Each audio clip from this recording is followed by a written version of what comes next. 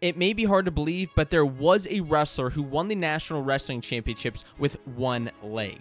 In 2011, Anthony Robles reached the pinnacle of the sport while also becoming a symbol for people around the country. Robles is famously quoted for his ESPY speech by saying, "I don't care what's probable.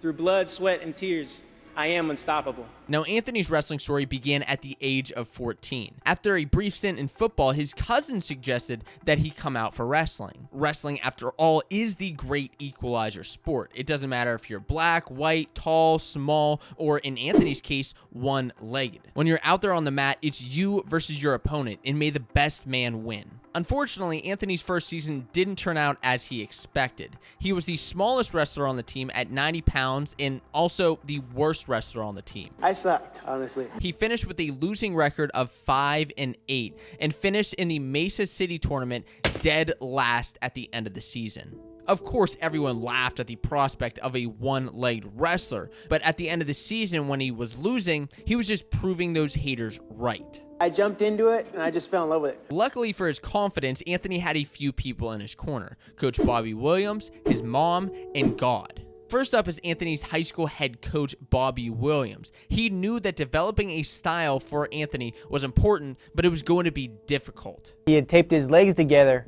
and he was moving around on the mat because he wanted to mimic how I felt. It was a lot of trial and error, and Anthony, the big thing about Anthony, he was coachable. He listened, and he wasn't afraid to try anything. But over time, he trained Robles to stay low on his knee so that his opponents couldn't get in quickly on shots. And it seemed to work because by the end of his sophomore year, Robles was on the podium at the Arizona State High School State Championships. It was all about just focusing on your strengths and camouflaging your weaknesses. Also in his corner every step of the way was his mom, Judy. She taught Anthony to persevere through every situation, that he could accomplish anything. You know, my mom, she's always been a huge support system in my life. This is what he really likes, what he wants to do. He's going to be the best at it. Anthony even admits that his head was in the clouds a little bit because of her. My mom always told me that God made me this way for a reason. And the third and final integral part to Anthony's story is his faith. He always said that God had a plan for him, and that was to inspire others by becoming a national champion. But that next part wasn't so easy. You see, Anthony did find success in high school with his new technique from Coach Williams. He went undefeated in his junior and senior seasons, going 96-0 and winning 2 Arizona State championships. Yet no college coach wanted to bring on a college wrestler with just one leg.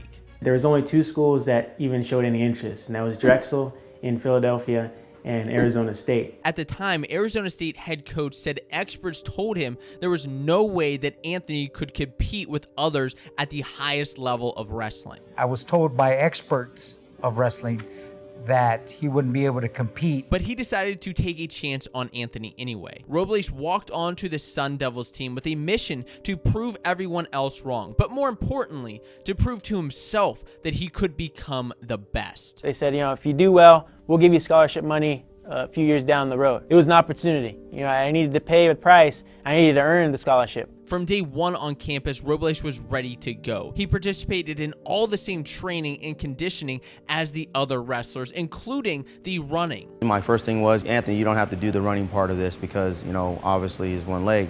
He says, no, coach, I do everything everyone else does. Through blood, sweat, and tears, he claimed the 125-pound starting spot on Arizona State as his own and started to set the nation on fire. As a freshman, he qualified for the National Wrestling Championships and was just one match away from placing. But of course, that wasn't his goal, so it was back to the drawing board. But then he ran into another issue. In 2008, Arizona State announced that they would drop their program. After all that time spent fighting to get onto a college team, would another D1 program even want him? Would this be the end of Robles' career? Luckily, no. Just a week later, private donors saved the program, and Robles continued on his mission to win a national title. But he continued to encounter obstacles every step of the way. At the 2009 National Championships, he entered as the number 12 seed and advanced to the semifinals. He was one match away from making the finals. You're an All-American then. Yeah, I'm super excited. Thank God. Like I said, I was one match away on placing last year. But top seed Paul Donahoe beat him 5-2. He finished in 4th that year, an All-American, awesome, but still not a national champion. The following year, Anthony entered as the number 4 seed, but was upset by Andrew Long in the quarterfinals. He's real tough on top. I mean, guy's got amazing grip, and he's just got all the turns that you don't feel coming. He couldn't rebound in the consies and ended up finishing in 7th place, while Matt McDonough ended up winning the 125 pounds bracket. Then 2011 came along. This was his final season, his last chance to get the job done, to show the country that he could defy the odds. A national champion at 125 is going to be from ASU. And things were looking good for him as he entered the national championship with an undefeated 31-0 record as the top seed. In the first round, he looked lethal, putting up a 17-1 tech fall. Next round, he continued with a 15-0 tech, followed by a 9-3 victory over the number 8 seed. Into the semifinals, Robles seemed to be unstoppable. But he was about to run into an issue.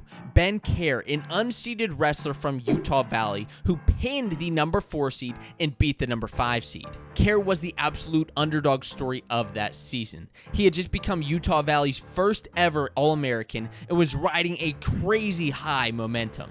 I'm not planning on losing, so just come out, be tough, go in with a little chip on my shoulder. Robles entered his semifinals match against Kerr with a scoreless first 2 periods. Things were looking scary. But then Robles turned it up in the third and ended up beating Kerr in his closest match of that season. He's definitely the strongest opponent I've ever faced. Into the finals at 35-0, Robles was facing the number 2 seed from the toughest school in the nation. I'm just going to keep preparing like I've been all year. I had it in my mind that I wanted to be a national champion. I went into every match like it was a national finals match. So it's going to be no different than any other match. Reigning 125 pounds champion Matt McDonough took the mat thirsty for blood. He's going to come out there and he's going to want a national title just as bad as I do. And the key's pushing the pace, not letting up, go nose to nose, and scrap. He combated Robles' stance by getting down on his knees. They fought it out on the mat, but Robles was able to score an early go-behind takedown for 2. He then went for his signature top tilt and turned McDonough twice in the first period to go up 7-0. A scoreless second period led Robles to choose bottom for the third. McDonough needed a turn, and he certainly tried. He took down Robles' earlier riding time points and tried whatever he could on top to turn him. Though McDonough forced a stalling call late in the match, time ticked down to 0. Anthony Robles had just won 7-1 and became forever enshrined as a national wrestling champion. I've literally dreamt about this a dozen times, and I just thank God he gave me the opportunity. I'm a national champion now. But then the negativity started pouring in. With the nature of weight classes in wrestling, fans called his absent limb an advantage for being able to wrestle down at 125 pounds. When you started, they went, oh, he only has one leg, that's not fair. And then by the end, they're going, hey, he's only got one leg, that's not fair. So his jacked physique and upper body was in fact similar to those a couple weight classes above him. This didn't bother Robles at all though. A lot of people were giving me the handshake saying good job, but really they had low expectations of me. Somewhere along the line when I started getting better, it switched to it's an unfair advantage. For him, he never gave into that victim mentality and kept strong by proving the haters wrong. To this day, Anthony continues to make history by breaking pull-up world records and pushing his body in new ways. I'll be making an attempt at breaking the Guinness World Record for most pull-ups in 24 hours. He has been an example for so many people. And Anthony's match against McDonough will go down in the history books, especially since McDonough is one of the best Hawkeyes of all time. And if you want to see who the official top 10 Iowa Hawkeyes are in history, you can watch this video right here.